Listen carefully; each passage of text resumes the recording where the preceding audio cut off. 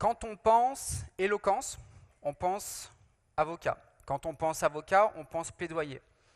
J'ai un peu honte de l'avouer, surtout en travaillant à la protection juridique, mais je n'ai jamais mis les pieds dans un tribunal. Et par conséquent, je n'ai jamais assisté à un procès. Mais l'équipe révolutionnelle va me permettre de rattraper mon retard. Puisque vous allez voir, avec elle, on va arriver de plein pied au sein d'un prétoire et assister à un procès pour de vrai. Donc, les révolutionnaires vont nous rejoindre, et j'ai envie de dire, la parole est à l'accusation.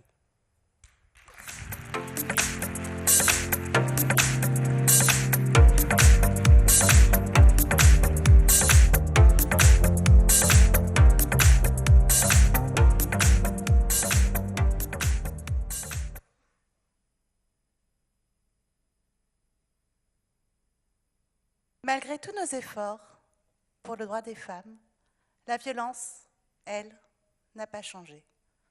Et son ressenti s'accentue.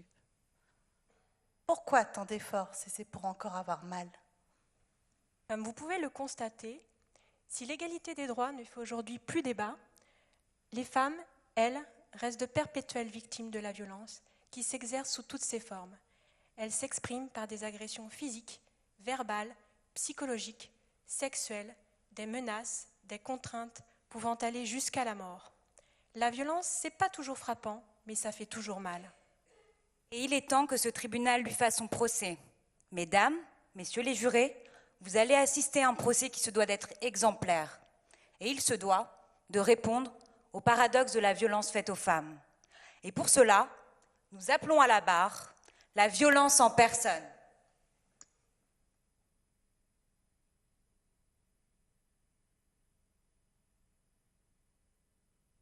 Violence, je t'accuse de te dissimuler derrière les traits de ceux que la femme aime.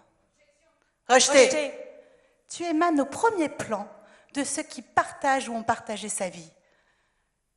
L'amant, le conjoint, le petit ami, le frère, le père. Faut-il rappeler qu'une femme meurt tous les 3 jours sous les coups de son compagnon ?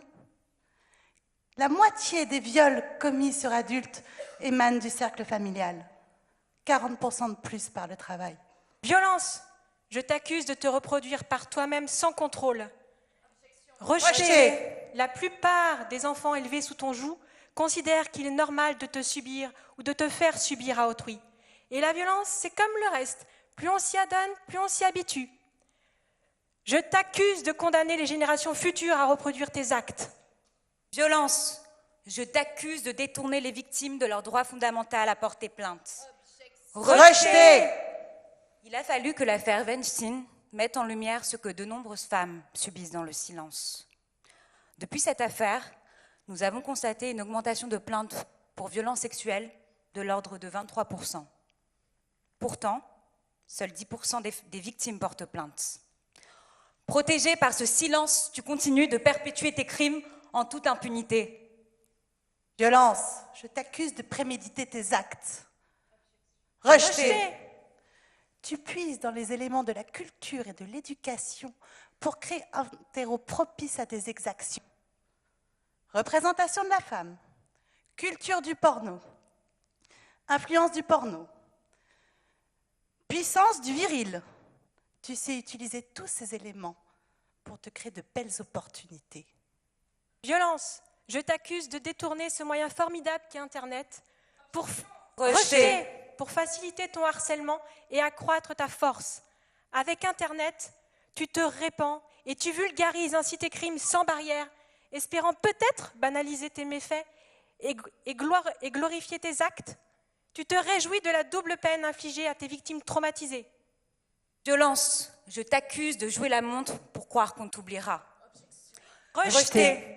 Je te reproche de compter le temps pour te faire oublier, voire pour te faire prescrire. Penses-tu vraiment qu'il puisse y avoir un droit à l'oubli lorsque la vie d'une femme est en jeu ? Penses-tu vraiment que cette femme puisse oublier ce que tu lui as fait ? Ce n'est pas parce que ton action est prescrite qu'elle ne sera pas condamnée, que tu aies 10, 20, 120 ans, tu seras toujours combattu. Accusé, lève-toi et entends mon réquisitoire. Je requiers ta condamnation à perpétuité, Oui. à des peines de travaux d'intérêt général, le temps passé à commettre des crimes devra être utilisé pour l'avenir à la reconstruction de tes victimes. Tu devras enfin entendre leurs paroles. Je requiers ta condamnation à perpétuité, à apparaître au grand jour dans des actions de prévention de la violence, Oui. par exemple en intervenant dans les écoles ou dans les conférences pour que ton visage soit vu de tous. Oui. Je requiers ta condamnation à perpétuité, Oui. à être débattue sur la place publique pour que tu sois discuté, condamné et combattu. La violence n'a pas encore changé, c'est qu'elle n'a pas encore été assez condamnée. Condamnons-la tous. C'est à nous aussi de changer notre regard et d'ouvrir les yeux. C'est à nous de changer notre mentalité, notre comportement. La dénoncer aujourd'hui, c'est l'éradiquer demain. Quand il y a le silence des mots, se réveille trop souvent la violence des mots. Nous pensons qu'il n'est pas normal que ce fléau persiste. Nous vous laissons juger en votre âme et conscience. J'ai fait un rêve où dans notre société, ma fille portait une ravissante jupe lors d'une soirée étudiante. J'ai fait un rêve où ma voisine pouvait faire son jogging matinal sans crainte. J'ai fait un rêve où les seuls mots d'oiseaux et sifflements de rue proviendraient des rossignols. Nous avons fait ce rêve. Et il appartient à tous que ce rêve devienne réalité.